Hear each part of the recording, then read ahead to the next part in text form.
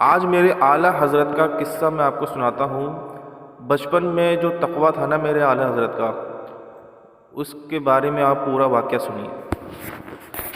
ایک بار مولانا حسنین رضا خان صاحب لکھتے ہیں کہ ان کے ہم عمروں سے اور بعض بڑوں کے بیان سے معلوم ہوا کہ وہ ابتدائے شعور ہی سے نماز با جماعت کے سخت پابند رہے، گویا قبل بلوغ ہی وہ اصحاب ترتیب کے ذیل میں داخل ہو چکے تھے اور وقت وفات تک صاحب ترتیب ہی رہے۔ جب بچپن میں آپ نے پہلا روزہ رکھا تو روزہ کی تقریب بڑی دھوم دھام سے ہوئی۔ اس کا نقشہ مولانا حسنین رضا خان رحمۃ اللہ تعالی علیہ یوں کھینچتے ہیں: سارے خاندان اور حلقہ احباب کو مدعو کیا گیا، یعنی جمع کیا گیا۔ کھانے دانے پکے، رمضان المبارک گرمی میں تھا اور اعلیٰ حضرت خود 10 سال کے تھے، مگر آپ نے بڑی خوشی سے پہلا روزہ رکھا تھا۔ ٹھیک دوپہر میں چہرہ مبارک پر ہوائیاں اڑنے لگیں۔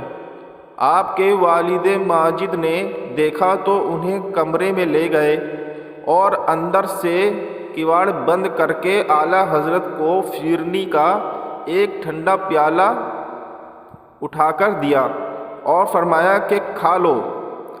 آپ نے فرمایا میرا تو روزہ ہے۔ انہوں نے فرمایا کہ بچوں کے روزے یوں ہی ہوا کرتے ہیں، کمرہ بند ہے، نہ کوئی آ سکتا ہے نہ دیکھ سکتا ہے۔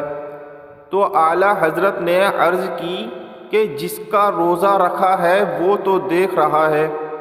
اس پر باپ آپ دیدہ ہو گئے اور خدا کا شکر ادا کیا کہ خدا کے عہد کو یہ بچہ کبھی فراموش نہ کرے گا۔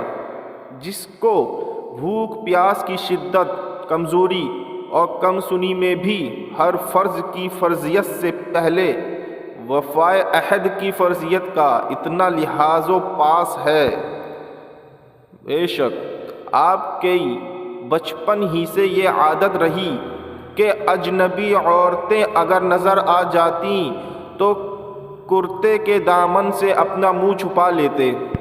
آپ کی عمر شریف جب کہ محض 4 سال کی تھی، ایک دن صرف بڑا سا کرتا زیب تن کیے ہوئے دولت خدا سے باہر تشریف لائے، یعنی اپنے گھر سے باہر تشریف لائے تو آپ کے سامنے سے چند بازاری طوائفیں گزری، جنہیں دیکھتے ہی آپ نے کرتا کا دامن چہرے پر ڈال لیا۔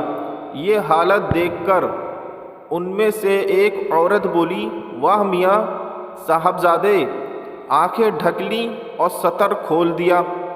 آپ نے اس عالم میں بغیر ان کی طرف نگاہ ڈالے ہوئے جواب دیا، جب آنکھ بہکتی ہے تو دل بہکتا ہے، اور جب دل بہکتا ہے تو ستر بہکتا ہے۔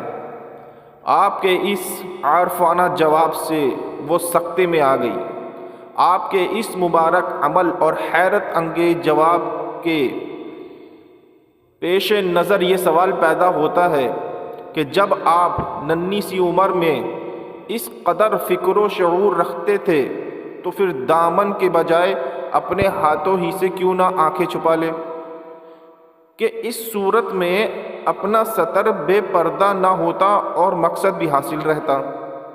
لیکن تھوڑی سی توجہ کے بعد یہ امر واہی ہو جاتا ہے، یعنی یہ ثابت ہو جاتا ہے کہ اگر آپ ہاتھوں ہی سے آنکھیں چھپا لیتے تو اس طوائف کا جو سوال تھا وہ سوال نہ ہوتا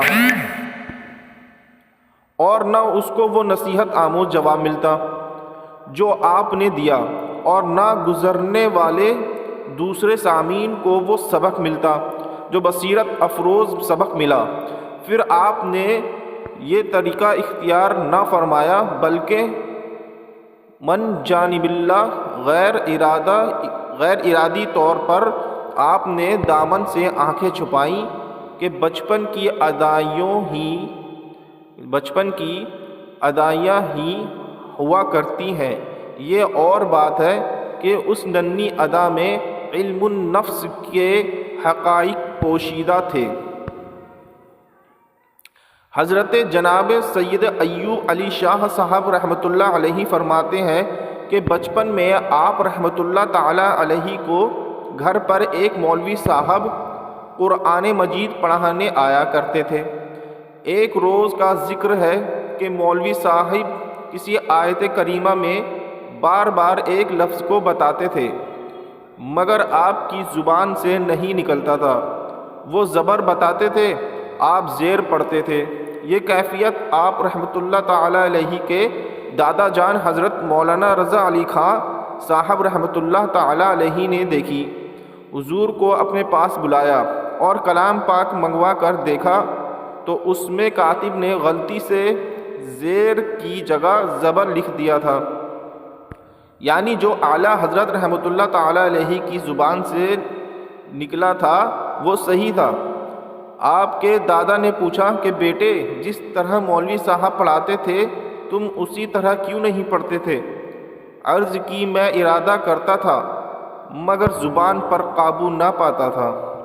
اس قسم کے واقعات مولوی صاحب کو بار بار پیش آئے تو ایک مرتبہ تنہائی میں مولوی صاحب نے پوچھا، صاحبزادے سچ سچ بتا دو، میں کسی سے کہوں گا نہیں، تم انسان ہو یا جن؟